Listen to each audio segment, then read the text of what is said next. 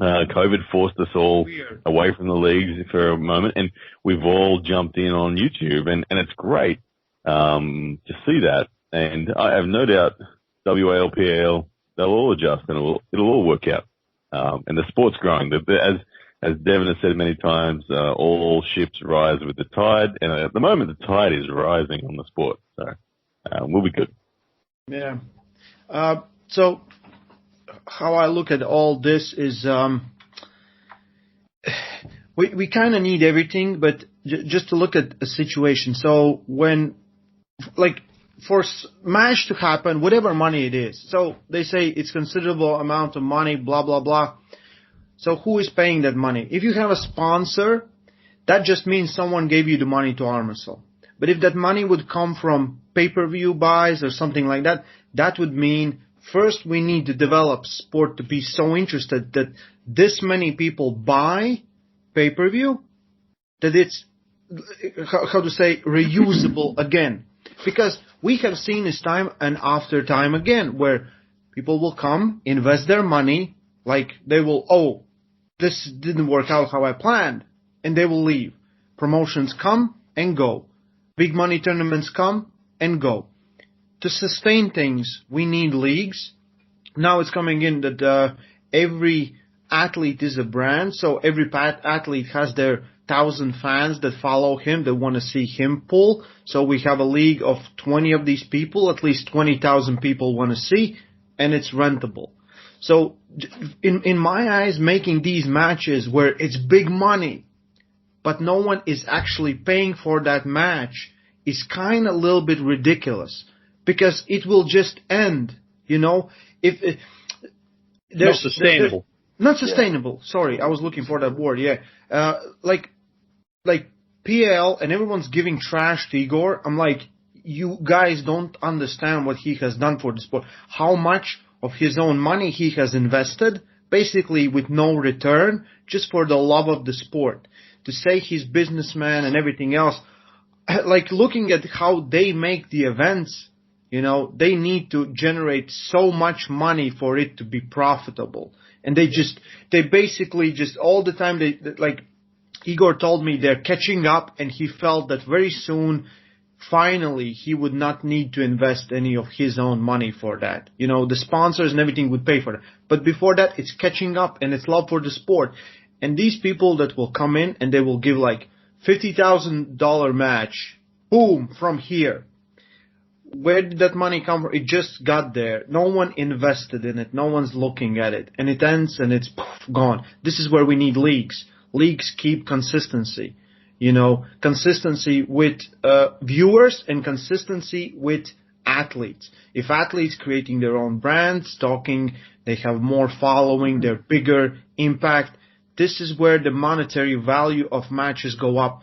In my opinion, just making these big matches, like 10,000 match, Hermes Gasparini versus my manager, like for me, it's someone giving money to pull on table, which is ridiculous to me. But to make it so it's sustainable time and time after again is bigger interest, in my opinion. And this is like, I'm like, cool, all these matches, it's kind of fun, but will Armwrestling get something back from this? Because if the money just comes and goes, there's nothing, you know? You know what I'm saying? Yeah, 100%. Yeah, absolutely know what you're saying. Yeah, we don't want donations. We want to create a sustainable system. Now, it's got to be sustainable for the third-party sponsors. Like, but that's give me quick second. This is where we need, if it's leagues, you know, leagues need to understand. This is why UFC is so great. They create storylines. Like before every event, you watch the embedded series. I'm invested in that. I'm like looking at it. I'm following the athlete, everything else. This is where we need the leagues. Baby leagues need a little bit better management for a current system, which makes more sense.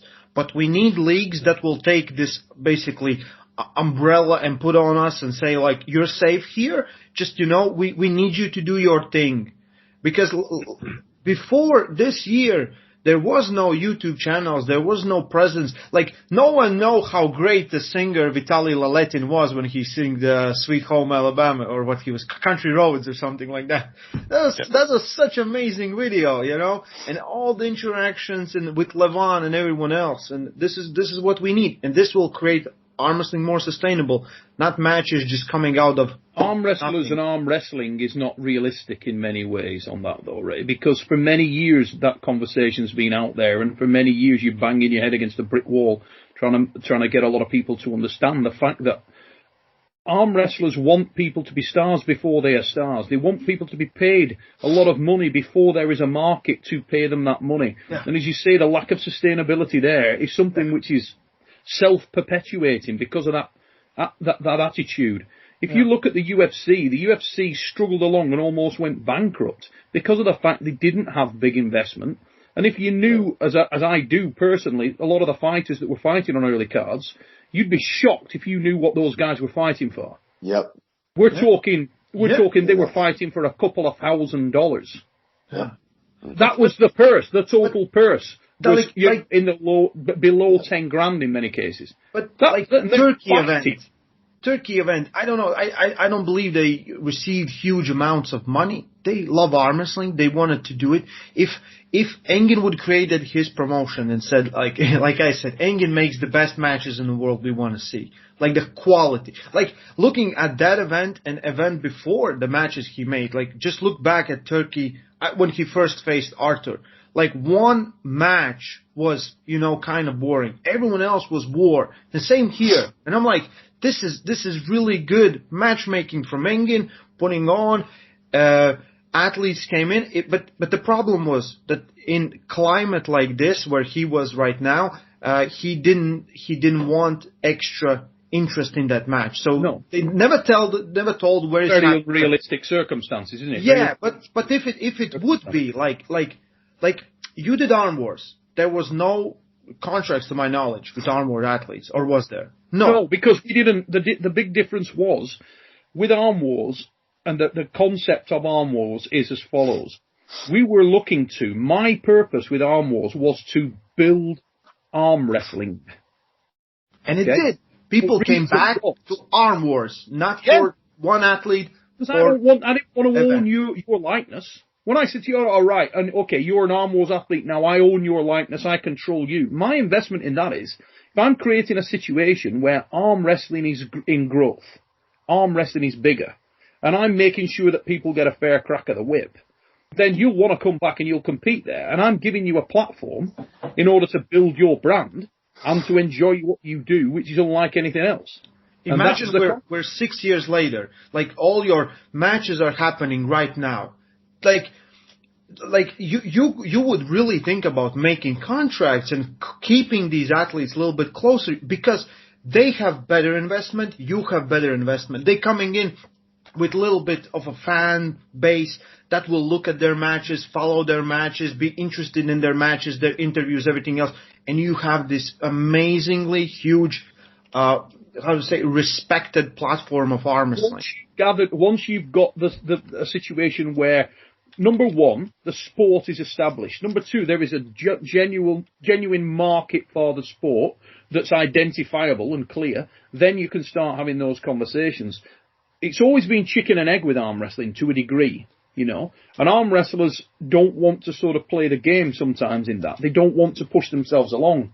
That I have seen different in other sports. Not always. Nothing, you know, it's not a rose garden situation, but there were certain guys who got it. Jeff Hale was a great example. And Jeff Hale started to build his own brand and he made money from it and he invested in it. And he would get his flights and everything paid for by sponsors and so on. And he was given free rein to do that and to build the brand. And he was rocking.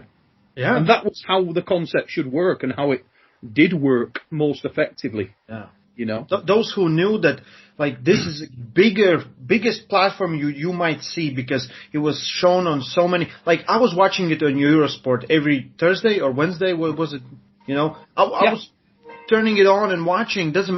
It didn't matter what kind of match was there because I knew that Neil would put the best matches on. And most of the times, most of the matches were great. You know, so you end up even seeing yourself pulling or people who you like, or doesn't matter. The looking at like the whole conversation is we need Arm Wars back.